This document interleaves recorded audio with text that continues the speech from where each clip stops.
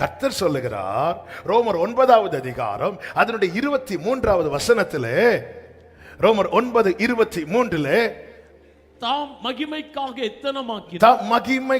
எத்தனமாக்கின கிருபா பாத்திரங்கள் மேல் தம்முடைய மகிமையின் ஐஸ்வரியத்தை தெரியப்படுத்தவும் சித்தமாய் அழிவுக்கு எத்தனமாக்கப்பட்ட கோபாக்கினை பாத்திரங்கள் மேல் அவர் மிகவும் நீடிய சாந்தத்தோடு பொறுமையா இருந்தாரானால் உனக்கு என்ன? அழிவுக்கு எத்தனமாக்கப்பட்ட பாத்திரத்தின் மேல் அவர் எப்படி இருக்கிறாரோ அப்படியே பொறுமையா. சத்துரு அப்படி அவன் அப்படி துன்மார்க்கத்துல துணிந்து நடக்கும்போது கர்த்தர் எப்படி இருக்கிறாரா? ஏன்னா கர்த்தர் எப்படி எழுதிட்டார் தெரியுமா? அழிவு. ஆனா இன்னொரு பாத்திரம் இருக்குது, அங்க திரும்பின அடி, இங்க திரும்பின அடி, நினைச்சா அடி. ஏன்னா அங்க என்ன எழுதி வச்சிருக்கிறார் தெரியுமா? கிருபை. நான் தேவனால் சிட்சிக்கப்படுகிறேன் என்றால் இந்த பாத்திரத்தின் மேல் ஒரு எழுத்து இருக்கிறது. அந்த எழுத்தின் பெயர்தான் கிருபை. கர்த்தாவே என்னை தண்டியும். ஓ லார்ட் கரெக்ட் மீ. வெறுமையான பாத்திரம் நான் வெறுத்து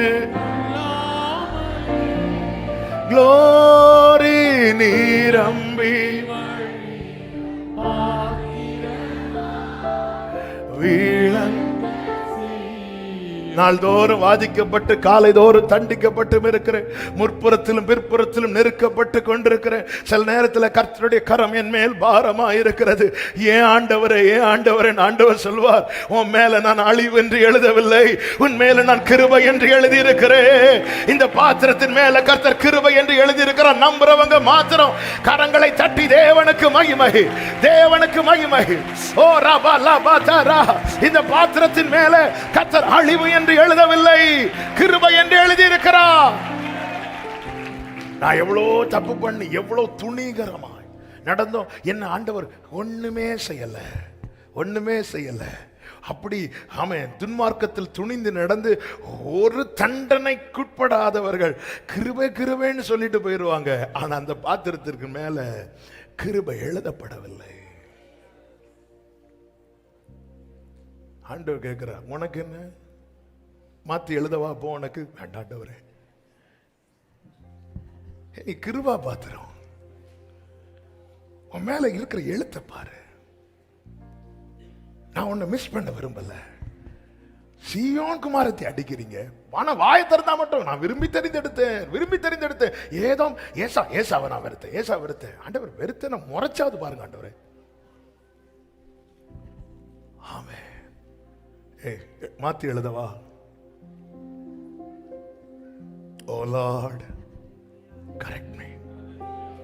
Oh Lord.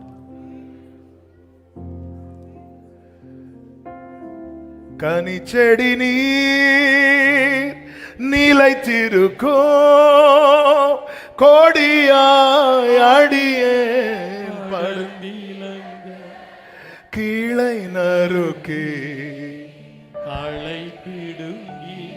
கிருபை, கிருபை இது எனக்கு, நான் பாக்கியவான். ஆமே. எத்தனை இந்த பகல் வேளையில எத்தனை பேருக்கு தொட்டு சொல்ல முடியும், என் மேல கிருபை தான் எழுதி இருக்கிறார், என் மேல கிருபை தான் எழுதி இருக்கிறார். ஆமே. ஆண்டவர் இந்த முள்ளை எடுத்துருங்க, கிருபை போதும். ஆமே. வச்சுக்கோ. ஆமே. இந்த முள்ளை எடுத்துருங்க ஆண்டவரே. முள்ள இருக்கட்டு. ஏன் ஆண்டவரை இப்படி முள்ள தாரீங்க? ஏன்னா நீ கிருபா பாத்திரம். அப்பொழுது பவுல் சொல்கிறார், நான் அல்ல, என்னோடு இருக்கிற கிருபை எப்படி செய்தது. ஏன் ஆண்டவரை என்ன இந்த பாதையில் நடத்துறீங்க? உன் மேல எழுதின எழுத்து அப்படிப்பட்ட எழுத்து. நீ கிருபா பாத்திரம். ஹல்லேலூயா. ஆமென் சொல்லுங்க பார்க்கலாம். சத்தமா ஆமென் சொல்லுங்க. பிரம்பை கையாளாதவன் தன் மகனை பகைக்கிறான். அதான் ஒரு தேவ மனிதர் சொன்னார், ஆண்டவர் உங்களுக்கு என் மேல பாசமே இல்லையா? ஆமென். கேரளாவை சேர்ந்த ஒரு தேவ மனிதர், எங்க அப்பா பலமுறை இந்த சம்பவத்தை சொல்லி இருக்கிறார். பெரிய தேவ மனிதர், ஆண்டவரே உங்களுக்கு பாசமே இல்லையா? வர ஆமென். அசிஸ்டன்ட் பக்கத்துல இருந்து கேட்கிறார், இவர் வயசானதுல ஏதோ ஒன்று ஆயிட்டு. மீட்டிங் ப்ரேயர், அவர் ப்ரேயர் முடிச்சுன்னு வந்துடு, என்ன பாஸ்டர் ஒரு காலத்தில் கஷ்டப்பட்டோம், அவ்வளோ காயப்பட்டோம், வருத்தப்பட்டோம், அப்பெல்லாம் ஸ்தோத்திரம் பண்ணிட்டு இப்போ நல்லா இருக்கிறோம், ஊழியம் வளருது, ஆத்துமாக்கள் வந்துட்டு இருக்கிறாங்க, இப்போ பார்த்து உங்களுக்கு பாசமே இல்லையா? இல்லைப்பா, கொஞ்ச நாளாவே அவர் ஒன்றுமே கண்டிக்கவும் இல்லை, தண்டிக்கவும் இல்லை, எனக்கு பயமா இருக்கு, நம்ம வேற எப்போ போவோன்னு தெரியாது. 99வது வயதிலும் ஆபிரகாம் இடத்துல கர்த்தர் சொல்லுகிறார், என் முன்னாடி நடந்து கொண்டு உத்தமனாயிரு. இப்படி சத்தம் என் காதுல நான் கேட்டுட்டே இருக்கேன். ஆண்டவரே, வேண்டாத கிளைகளை நறுக்குங்கப்பா, வேண்டாத களைகளை பிடுங்குங்கப்பா, நான் உங்க சமூகத்தில் நிக்கணும். ஆண்டவரே, உன்னை நான் சிறுமைப்படுத்தினேன்.